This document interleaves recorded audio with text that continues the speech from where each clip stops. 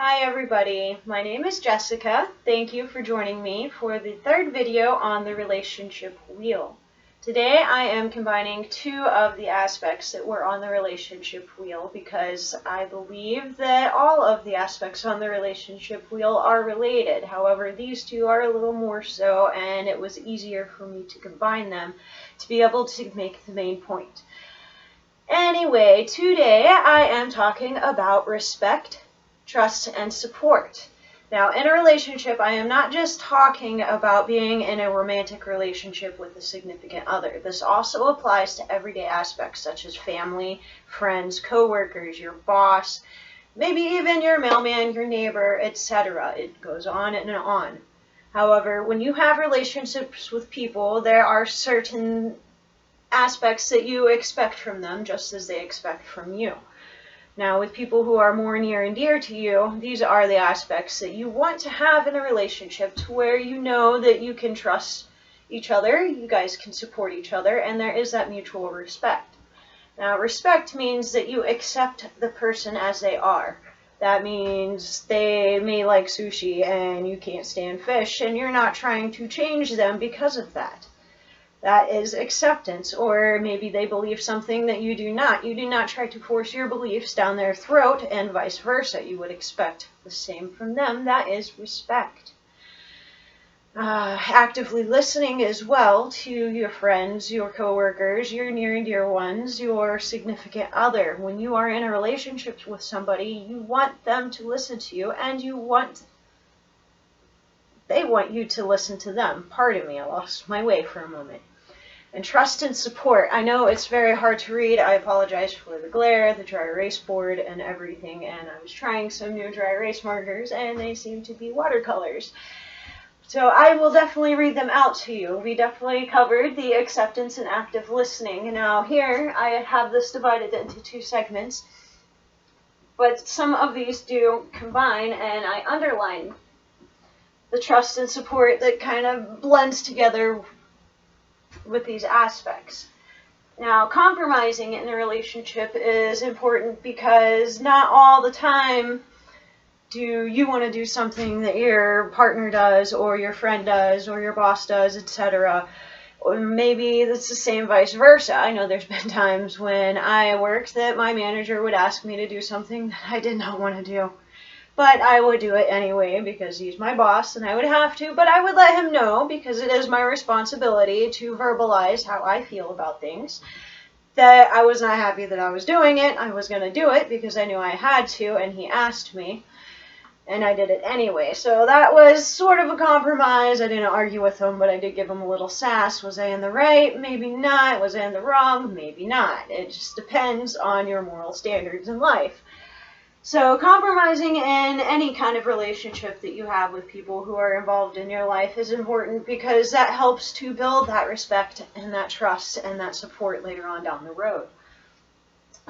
Speaking kindly about your partner, your friend, your significant other, your teacher, your near and dear, once again, speaking kindly about them, to them, when they are around, when they are not around, that is a key thing to having in a relationship, to where you know that you can trust and support them, and you want them to say kind things about you as well. I mean, this is always a two-way street. Relationships are always going to be a two-way street, and it will always be evolving. You will always have to be active and continually work on all of these aspects in this relationship wheel.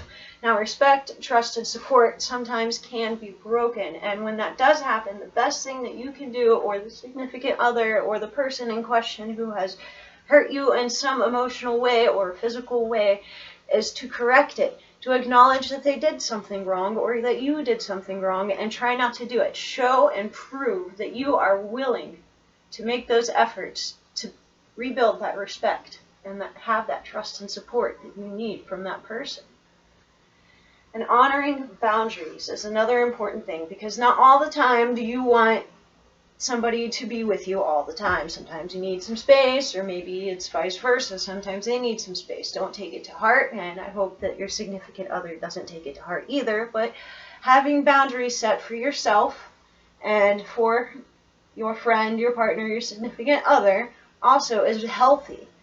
We all need time to reprieve, to revive ourselves, to refresh ourselves, and sometimes that involves some solitude, and that needs to be respected. And maybe it's not even just that kind of solitude. Everybody has their way of venting out their frustrations or relaxing, and that needs to be respected. Once again, that goes into having trust and support, active communication, acceptance of that person and their needs, and you want people to have acceptance and to be aware of your needs as well. But that also is your job and their job to communicate those needs to you.